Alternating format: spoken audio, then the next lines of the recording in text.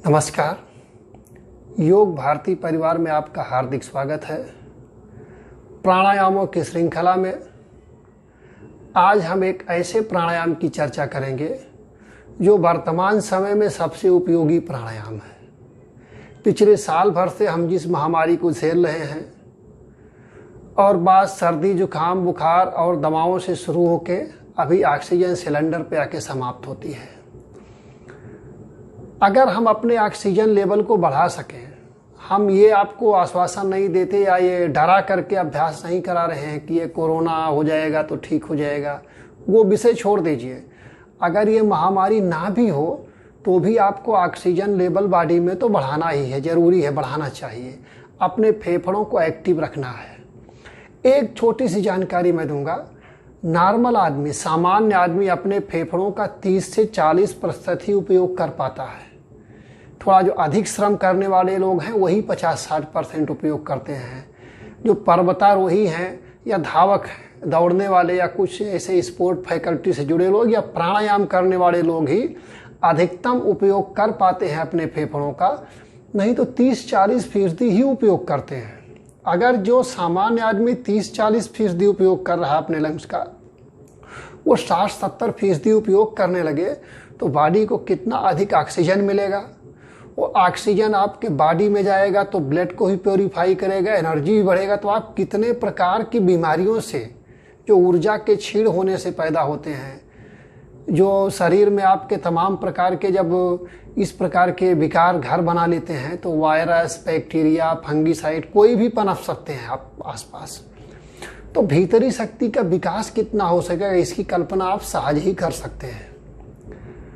ऐसी स्थिति में उज्जाई प्राणायाम को एक सरल तरीके से, देखिए, आप इसको उज्जाई भी कह सकते हैं, सरल भास्त्रिका भी कह सकते हैं। उज्जाई प्राणायाम में यहाँ गले से आवाज़ निकालना होता है, तो इसको ज़्यादा नहीं कर सकते, ये थकाने वाला हो जाता है। ये गले से जो आवाज़ निकालना है, इस एक चीज़ को अभी हम छोड़ देते हैं। पेट को भीतर खींच के रखना और चेस्ट ब्रीदिंग करना, दोनों कंधे तक, गले तक, पीठ तक पूरी सांस भरना और पूरी सांस छोड़ना। 5 से 7 सेकंड तक भरना, थोड़ा भीतर रोकना, फिर 5 से 7 सेकंड तक छोड़ना, थोड़ा बाहर रोकना। प्रारंभिक अवस्था में आपको रोकने की क्रिया त्याग सकते हैं, यानी केवल भरें, केवल छोड़ें। जब 10-15 दिन अभ्यास कर लें तब होल्ड करना शुरू करें, जिसको योग की भाषा में कुंभक बोलते हैं। अनुपात अपने हिसाब से आप बढ़ाते जाएं। जितना समय भरने का होगा उतना छोड़ने का होगा। सहजता से जितना रोक सकते हैं उतना भीतर भी बाहर भी रोकें। इससे आपके फेफड़े आश्चर्यजनक रूप से सक्रिय हो जाएंगे। और मैं फिर बोल रहा हूँ, ना तो मैं लालच दे रहा हूँ ना डरा रहा हूँ, लेकिन दुर्भाग्य से अगर आप कोविड जैसी बीमारी के शिकार हो गए, इसके पहले आपने 1-2 महीने प्राणायाम कर लिए हैं, तो ये मेरा दावा है, और दावा ही नहीं, मेरे कई मित्रों का, कई परिचितों का अनुभव भी है कि आप उस बीमारी को मात दे के सहजता से वापस चले आएंगे। बात ऑक्सीजन सिलेंडर तक नहीं पहुंचेगी। आपके फेफड़े इतने मजबूत होंगे कि आपको ऑक्सीजन लेने की जरूरत नहीं पड़ेगी। ऊंचाई प्राणायाम करने के लिए आपको ज्ञान मुद्रा बनानी है, और मैं फिर बता रहा हूं, इसके नाम पे मत जाइएगा, आप केवल क्रिया पे ध्यान रखिए। ज्ञान मुद्रा सबसे अच्छी मुद्रा है। पेट को जहां तक हो सके भीतर खींच के रखना है।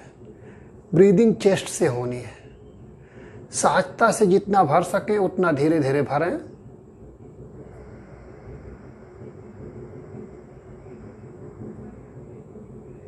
जितना रोक सके सहजता से थोड़ा रोकें, फिर धीरे धीरे जितनी देर आपने श्वास भरा उतनी देर में छोड़ें।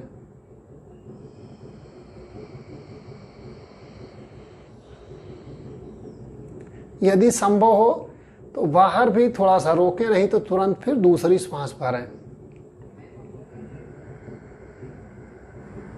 धीरे धीरे श्वास भरें और जितना संभव हो भीतर रोकें, फिर धीरे धीरे श्वास को बाहर छोड़ें। अब थोड़े दिन अभ्यास करने के बाद आपके अभ्यास में जब गति हो जाती है तो मन में काउंटिंग करना प्रारंभ करते हैं। लगभग 5 से 7 सेकंड तक धीरे धीरे श्वास भरें, फिर थोड़ी देर भीतर रुकें, फिर 5 से 7 सेकंड तक श्वास धीरे धीरे बाहर छोड़ें। अगर 1-8 महीने तक आपने ऐसा अभ्यास कर लिया है तो एक अनुपात बना लें कि 5 सेकंड श्वास बाहर भरना, 5 सेकंड भीतर रोकना, 5 सेकंड में धीरे धीरे छोड़ना और 5 सेकंड बाहर रोकना। थोड़े दिन इस प्रकार का अभ्यास करने के बाद आपका अगला अनुपात होगा धीरे धीरे 10 सेकंड में श्वास भरें, 5 सेकंड भीतर रोकें, फिर 10 सेकंड धीरे धीरे छोड़ें, 5 सेकंड बाहर रोकें। इस अनुपात से अगर आप करेंगे तो आपके फेफड़े काफ़ी मजबूत हो जाएंगे और ऑक्सीजन का लेवल आपके शरीर में बढ़ेगा, फेफड़े सक्रिय होंगे, ऑक्सीजन की मात्रा कभी कम नहीं होगी। इस प्रकार अपनी क्षमता के हिसाब से औसत 5 मिनट तो आपको करना चाहिए। इसको अगर 10 मिनट भी आप किए तो नुकसान नहीं। ऐसा प्राणायाम है कि आप 10-15 मिनट भी करें तो नुकसान नहीं करेगा। एक सूचना और आपको दे देते हैं, अगर आप ऐसे बैठ नहीं सकते हैं, कुर्सी पर बैठ जाइए, बैठ भी नहीं सकते, लेट जाइए, कैसे भी करके प्राणायाम अवश्य करें। हम दिन भर बहुत बड़ी गलती करते हैं। अधिकतम लोग पेट से ही श्वास लेते हैं, सीने का उपयोग नहीं करते, फेफड़े सक्रिय नहीं हो पाते। जब तक आप फेफड़ों को सक्रिय नहीं करेंगे तो उदरीय श्वसन सिर्फ आपको शांत करता है। जिस समय आपको सोना है, शवासन करना है, ध्यान करना है तो पेट से श्वास चले, अच्छा है। जितने समय आप सक्रिय हैं चेस्ट ब्रीदिंग होनी चाहिए। दिन भर में अगर 2-3 बार ये प्राणायाम करेंगे तो आपकी अवेयरनेस चेस्ट पे आ जाएगी, आपका फोकस चेस्ट पे आ जाएगा। अब आप जान लीजिए इसके लाभ और सावधानियां क्या क्या हैं। उज्जाई प्राणायाम शास्त्रों में कहा गया कि जिससे हमारी चेतना ऊर्ध्वगामी होती है, चेतना का विस्तार होता है, चेतना ऊर्ध्वगामी होती है। देखिए हमारे शरीर में 5 प्राण है, जिसको आयुर्वेद की भाषा में वात कहा जाता है। कफ और पित्त का संचालन भी वात के कारण ही होता है। अगर वात ना हो तो ये दोनों पंगु हैं। अब वात में जो प्राण नामक वायु है उसका स्थान ये है आपका वक्षस्थल। आयुर्वेद में इसको हृदय कहा गया। हृदय का मतलब हृदय नहीं, वहां हृदय का से पूरे चेस्ट से है। अब प्राण का स्थान अगर आप कंजेस्टेड होगा, सकरा होगा तो प्राण पुष्ट नहीं हो सकता। आप ऐसे बैठेंगे दिन भर में और पेट से सांस लेंगे, ठीक से कभी चेस्ट ओपन नहीं होगा, लंग्स पूरी तरह खोलेंगे नहीं। तो आप ये बताइए, अगर आपको ठीक से स्पेस ना मिले, आपके सोने का बिस्तर संकरा हो, छोटा हो, जिस गाड़ी में बैठते वो भी आपका छत से सिर टकरा रहा हो, तो आप ठीक से रह पाएंगे क्या? तो प्राण पुष्ट नहीं होता है, प्राण दुर्बल हो जाता है। आप कितने भी रिवाइटल खा लें, प्राण दुर्बल है तो दवाओं के खाने से, विटामिन के खाने से एनर्जी नहीं आएगी।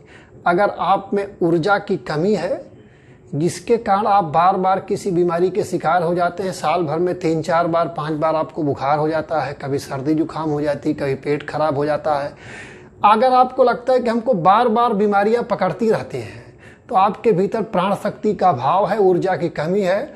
इस प्राणायाम को आप 1-2 महीने करें। अगर आपको न लाभ हो तो कमेंट बॉक्स में कमेंट करिएगा, निश्चित तौर पे लाभ मिलेगा। दुनिया की कोई औषधि, कोई थेरेपी इतना लाभ नहीं दे सकती जितना ये प्राणायाम लाभ देगा। इससे अधिक इसके बारे में बोलने की मुझे कुछ आवश्यकता नहीं लग रही है। लेकिन जो शास्त्रों में लिखा हुआ है, जो इसका वर्णन किया गया विभिन्न प्रकार के ग्रंथों में, वो नीचे में डिस्क्रिप्शन में पूरा सिलसिलेवार लिख दूंगा, आप उसको पढ़ लीजिएगा। अभी आपके लिए जितना जरूरी था उतना हमने बता दिया। सावधानी इसमें कुछ विशेष है नहीं, फिर भी जो हृदय रोग से पीड़ित हैं वो लोग कुंभक ना करें, सिर्फ श्वास भरें और छोड़ें।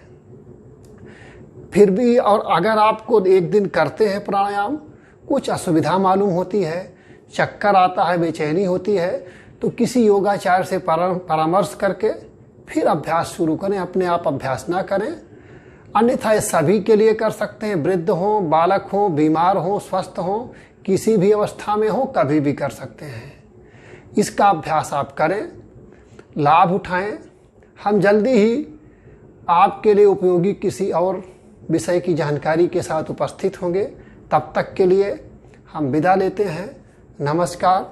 हरि